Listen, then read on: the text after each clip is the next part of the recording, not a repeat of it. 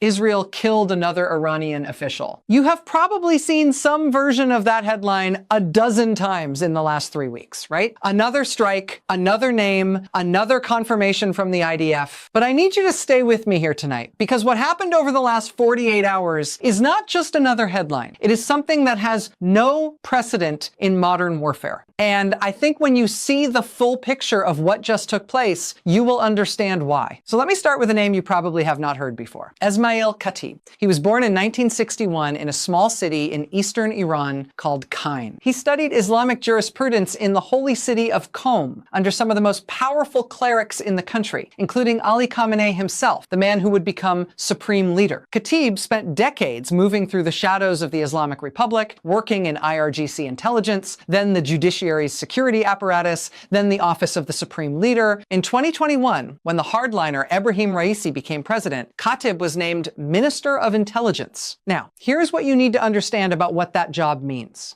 Iran's intelligence minister does not just run spy operations abroad. He runs the ministry that surveils and crushes protests inside Iran. He runs the apparatus that hunts dissidents on foreign soil. He oversees what Western intelligence agencies describe as sleeper cells embedded in countries around the world. Esmaeil Khatib was, in a very real sense, the man who kept the regime's enemies, both internal and external, afraid. And last night, in an overnight Israeli airstrike in Tehran, Esmaeil Khatib was killed. Iranian President Masoud Pezeshkian confirmed it. The IDF confirmed it. Israeli Defense Minister Esmaeil Katz confirmed it, and then said something extraordinary, something I want you to hear. He said the Israeli military is now authorized to, and I am paraphrasing only slightly here, eliminate any senior Iranian official for whom the intelligence and operational circle has been closed without the need for additional approval. He said, quote, "We will continue to thwart and hunt them all down." Think about that for a second. That is a sitting defense minister of a sovereign nation publicly announcing an open-ended kill list for the leadership of another sovereign nation.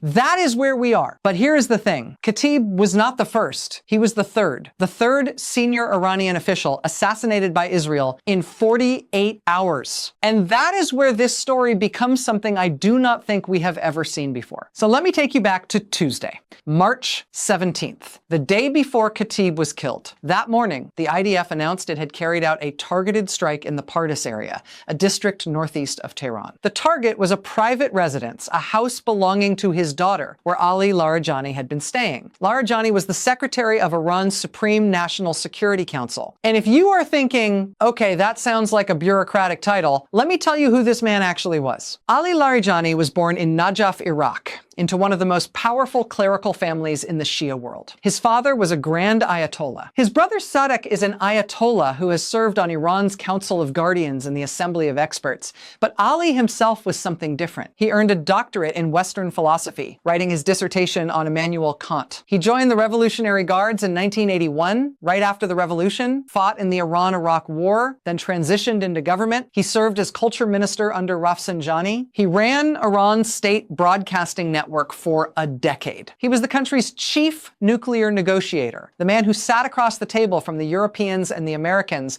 during the talks that eventually produced the 2015 nuclear deal. And then he served as Speaker of Parliament for over a decade. Here is why that matters. When Supreme Leader Ali Khamenei was killed in the opening hours of this war on February 28th, the Islamic Republic lost its center of gravity. Mojtaba Khamenei, Ali Khamenei's son, was elected as the new Supreme Leader on March 8th, barely a week later. But Mojtaba was untested. He had never held public office. He had operated in the shadows of his father's inner circle, and so the question that every intelligence agency in the world was asking was, who is actually running Iran right now? The answer, by every credible account, was Ali Larijani. He was the philosopher turned security chief who had relationships across every faction of the Iranian government, from the hardliners in the IRGC to the pragmatists in parliament. CNN described him as a true insider, the man who bridged Iran's old guard and its new era. One analyst called him Iran's de facto leader, and Israel killed him at his daughter's house, along with his son, Morteza Larijani, who served as his special assistant, along with the head of his office, Ali Reza Bayat, along with several of his bodyguards. Now hold that thought, because there is more. On the same day, Israel announced it had killed Brigadier General Gholamreza Soleimani, not Qasem Soleimani, the Quds Force commander who was killed by the United States in 2020. A different Soleimani, Gholamreza Soleimani, the commander of Iran's Basij paramilitary organization. And I need to tell you about the Basij, because if you do not understand what this force is, you do not understand what was just destroyed. The Basij was formed in 1979, right after the Islamic Revolution, as a volunteer militia. Over the decades, it grew into something much larger, an estimated 450,000 personnel strong, a paramilitary force that operates as the regime's iron fist against its own people. When Iranians took to the streets in 2009 during the Green Movement, it was the Basij who beat them back. When the economy collapsed and nationwide protests erupted in 2019, it was the Basij who opened fire. And when Mahsa Amini died in police custody in 2022 and millions of Iranians rose up in the largest protests the Islamic Republic had ever faced, it was Gholamreza Soleimani's Basij that crushed them. The United Nations documented it. Soleimani's forces used shotguns, assault rifles, and pistols against unarmed demonstrators. Over 500 people were killed, according to the UN fact-finding mission. Basij units were documented firing metal pellets at protesters' eyes, deliberately causing hundreds of cases of permanent blinding. Gholamreza Soleimani was personally sanctioned by Western governments for those atrocities. He was born in 1964 in Shahar Mahal and Bakhtiari province. He deployed to the front lines of the Iran-Iraq War as a teenage volunteer in 1981, the same year Ali Larijani joined the IRGC. He rose through the ranks over decades, participating in some of the most brutal operations of that war, before eventually being named commander of the Basij in 2019. He held that position for 6 years, until an Israeli strike killed him and his deputy, Saeed Qarishi, in a makeshift tent area somewhere in Iran on March 17th. So let me lay this out for you, because I want you to see the full picture. In the span of 48 hours, Israel killed the man running Iran's intelligence apparatus and its global network of operatives. Israel killed the man who was, by most accounts, the de facto leader of the country, the one person who could hold Iran's fractured power structure together. And Israel killed the man who commanded the regime's 450,000 strong internal security force, the force that keeps the population under control. That is not a series of tactical strikes. That is a decapitation. That is the systematic elimination of an entire country's security and intelligence leadership in 2 days. And I have been trying to find a historical parallel for this, because that is what we do here, right? We try to put things in context. And I have to tell you, I cannot find one. You can go back to World War II, when the Allies launched Operation Vengeance and shot down Admiral Yamamoto's plane over the Solomon Islands. That was one commander. You can look at the British operation to assassinate Reinhard Heydrich in occupied Prague. That was one Nazi general. You can look at the opening of the 2003 Iraq War, when the United States tried and failed to kill Saddam Hussein in a decapitation strike. That was an attempt at one leader, and it did not even work. What Israel just did, killing the intelligence chief, the national security chief, and the paramilitary commander of a rival nation state within 48 hours, while that nation is actively at war, I cannot find anything like it. Not since World War II, arguably not ever, at least not at this level of a state's hierarchy. And here is where it gets really important. This did not happen in isolation. This happened in the context of a war that began on February 28th,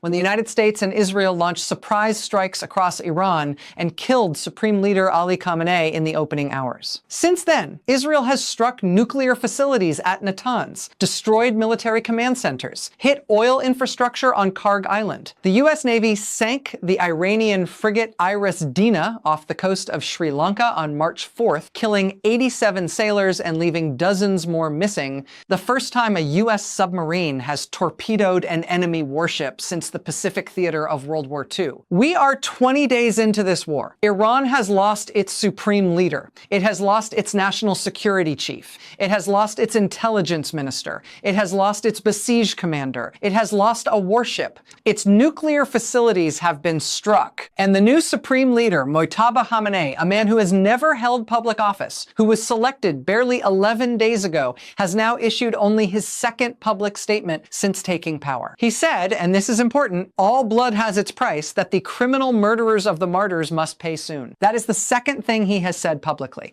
The first, issued days earlier, was, we will not forego avenging the blood of the martyrs every citizen killed by the enemy is a case for vengeance in itself. And meanwhile, Tehran held massive funeral processions this week. Coffins draped in Iranian flags were paraded through central Tehran on flatbed trucks. Thousands thronged the streets as Larijani's body and his son's body passed by on a truck adorned with images of the dead. State television broadcast it live. The coffins of 84 sailors from the IRIS Dena were honored alongside the assassinated officials. Here's what I think we need to watch now. Iran's Islamic Revolutionary Guard Corps has already launched retaliatory strikes, hitting what they say are more than 100 military and security targets in Israeli territory in direct response to Larijani's killing. But the question is whether what we have seen so far is the extent of the retaliation, or whether the systematic elimination of Iran's entire senior leadership is going to produce something we have not yet seen from Tehran. Because here is the strategic calculation that I think a lot of analysts are wrestling with right now. Israel's decapitation strategy assumes that killing leaders degrades an enemy's capacity to fight and to make decisions. That is the theory. But there is a counter theory, and it has a lot of evidence behind it. The counter theory is that decapitation does not end wars. It prolongs them. It does not produce surrender. It produces chaos. And chaos in a country with ballistic missiles and a damaged but not destroyed nuclear program and proxy forces spread across the Middle East is not the same thing as victory. The United States learned this lesson in Iraq. The removal of Saddam Hussein's entire leadership did not produce stability. It produced a catastrophic insurgency that lasted years. Critics of decapitation strategy point to that example and say, you are not removing a threat, you are removing the people you might eventually negotiate with. And that brings us back to Ali Larijani, the philosopher, the nuclear negotiator, the man who sat across the table from the West and helped produce the only diplomatic agreement that ever constrained Iran's nuclear program. That man is now dead. Killed at his daughter's house in a suburb of Tehran, along with his son. So the question tonight is not just what Israel has accomplished militarily, because militarily, what they have accomplished in the last 48 hours is extraordinary and unprecedented. The question is what comes next?